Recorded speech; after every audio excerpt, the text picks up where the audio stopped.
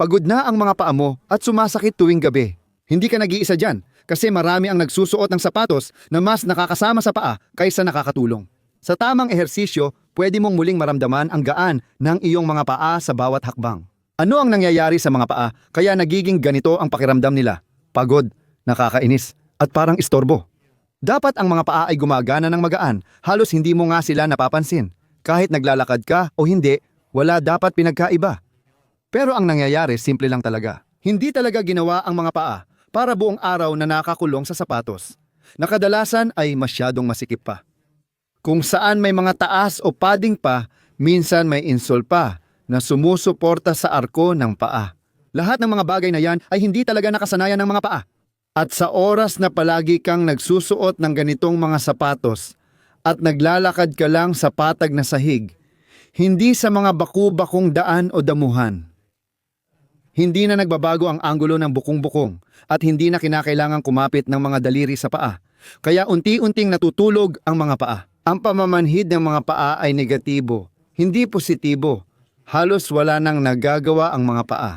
Pero kung gagawin mo ang tamang mga ehersisyo para muling mapagana ang mga bahaging masyadong naninigas, masyadong maikli o hindi na gumagana, para maging maayos ito, posibleng maramdaman ng mga paa mo ang malaking pagbabago. Kaya, aksyon magaan ng mga paa. Sumabay ka agad sa haba ng pagsasanay. Umupo ka tulad ni Alex sa isang upuan at ilapit mo ang iyong kanang paa sa abot ng iyong kamay. Mas mabuti kung ipatong mo ang iyong binti. Tama, at ngayon dito na ito nakasalalay. Ngayon, gamitin mo ang kanang braso mula sa direksyon ng iyong shin hanggang dito. Oh, tama. At pagkatapos, ilalagay mo ang kamay mo sa ibabaw para yung hinlalaki ng paa. Nasa palad ng hinlalaki. Tutulungan kita, tingnan mo, palad at hinlalaki ng paa. Bakit ito mahalaga? Kasi ang hinlalaki ng paa ang pinaka naninigas, kumbaga, at kailangan ng maraming lakas doon. At kaya naman, pinakamaganda kung mismong nakapatong doon ang hinlalaki mo.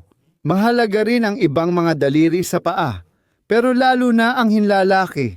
Kailangan mo ngayong itaas yon para ang tiklop ng hinlalaki sa paa maayos na naiaabot at nagagalaw. Oo, mapapansin mo, kailangan mo talaga ng lakas. Pwede mo namang gamitin ang isa mo pang kamay, Alex, pati ikaw sa bahay, para tumulong. Oo, parang mas kaya mo na siyang hilahin. Ngayon, may dalawang posibleng mangyari. Hilahin mo pa itaas ang paa at sabay na iunat ang mga daliri ng paa. Ngayon, patuloy mong hinihila pa itaas at iniunat ang mga daliri ng paa habang pinapalakas pa ito. Mapapansin mo, malakas talaga ang paa, mahirap din itong hilahin. Kaya huwag kang susuko kahit sa bahay. Subukan mo lang na gawin ito sa pamamagitan ng sa patuloy na paghawak ay mas lalo kang nagkakaroon ng kakayahang gumalaw.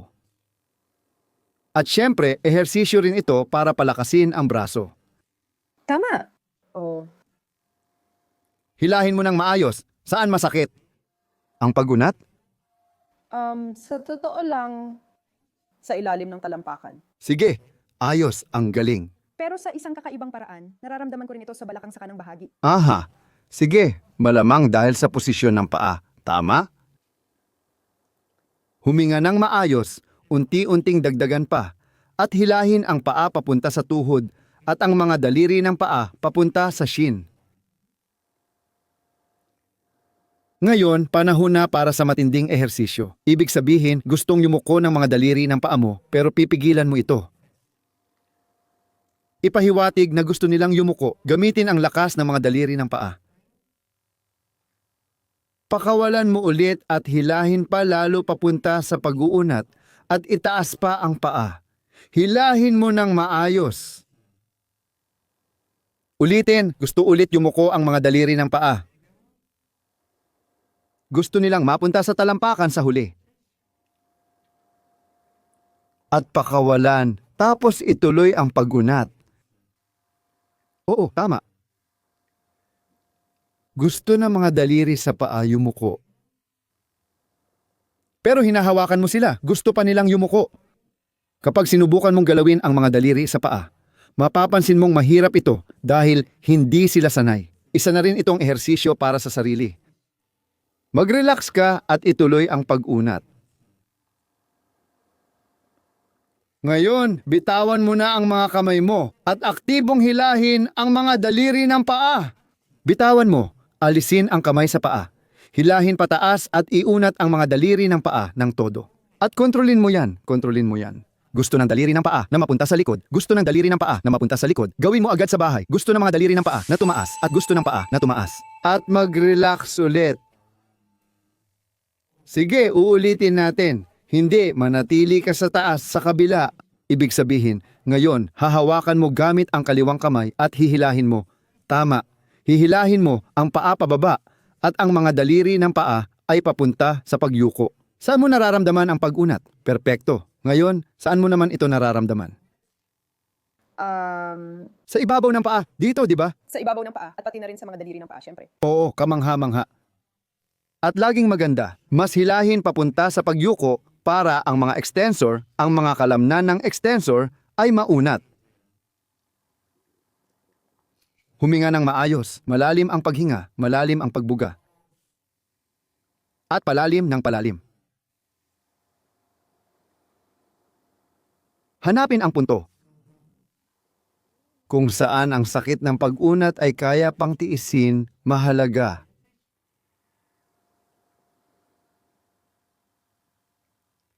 At ngayon, subukan mong iunat ang mga daliri ng paa. Laban sa kamay na humahawak.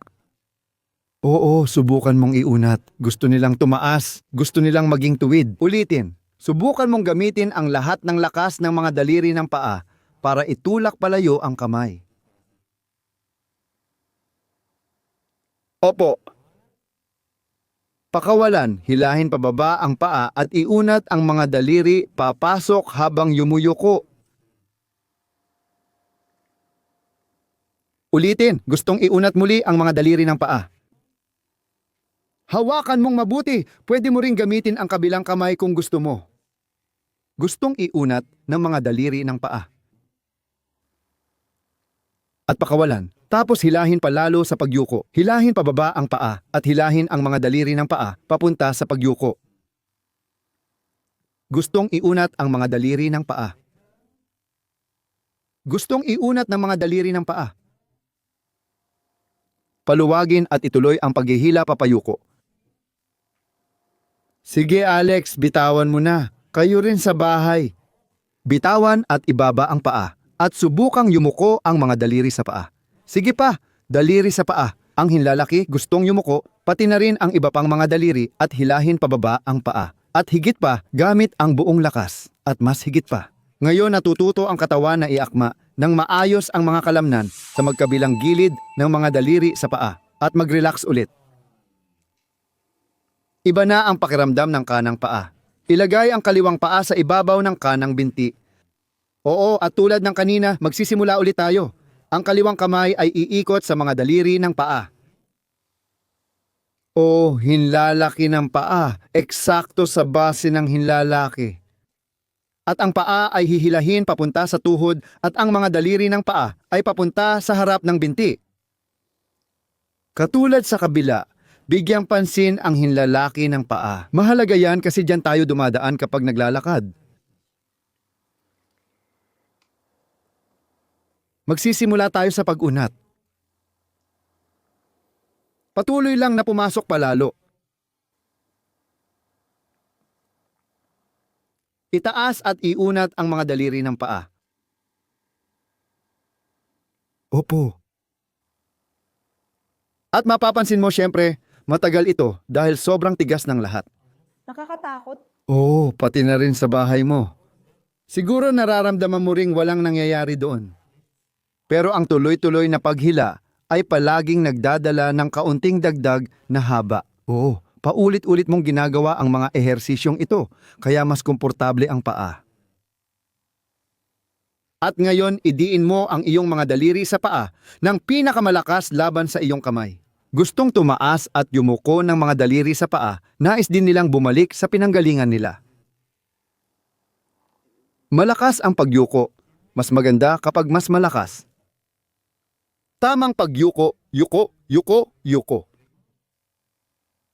Paluwagin lang at hilahin pa. Pwede ka ring tumulong gamit ang kabilang kamay, kahit sa bahay. Nakakapagod yan. Mas magaan ang pakiramdam, di ba? Oo. Kailangan mo ng mas kaunting pagsisikap. Ulitin, gusto yumuko ng mga daliri sa paa. Gusto yumuko ng mga daliri sa paa. Konti pa, at konti pa ulit. At relax lang, huwag pilitin yumuko, itaas ang paa at hilahin ang mga daliri papunta sa shin. Opo. At pangatlo, subukan ulit yumuko. Gustong yumuko ng mga daliri sa paa. Gustong yumuko ng mga daliri sa paa. Konti pa, konti pa, konti pa. Mas malakas, mas maganda. Paluwagin lang at ituloy ang pag-unat.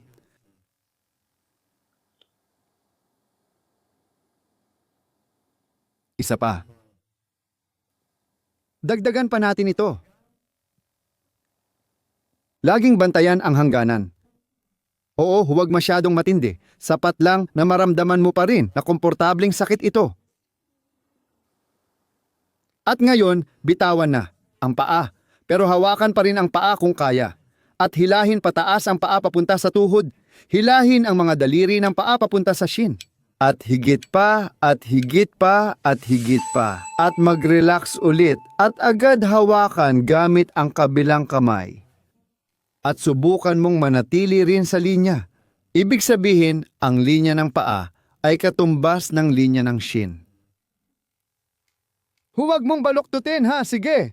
At ngayon, hihilahin pababa ang paa at ang mga daliri ng paa ay ibabaluktot. Tama. At ngayon, nararamdaman mo ulit ito sa itaas ng paa. At saan mo nararamdaman ang paghila? Dito, pati na rin sa bukong-bukong. Bukong-bukong, pataas, malapit sa shin. Oo, hilahin mo ng maayos. Gawin mong tama ang tindi. Dapat kaya pa rin tiisin. Dapat yung sakit ay kaya pang tiisin at medyo komportable pa. Palakasin mo pa ng palakasin.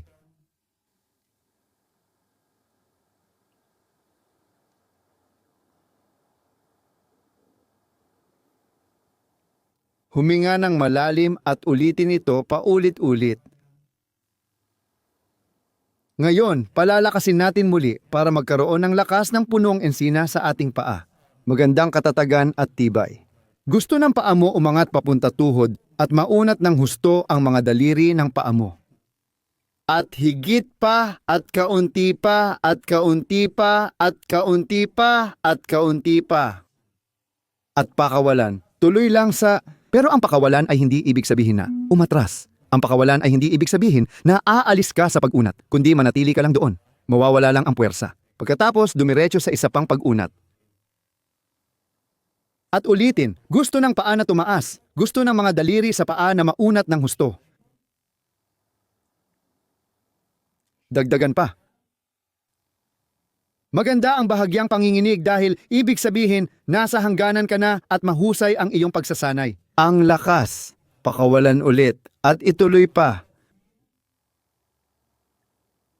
At isang ikatlong beses pa. Gustong itaas ng paa, gustong iunat ng mga daliri, mas gusto pang iunat, mas gusto pang iunat, mas gusto pang iunat.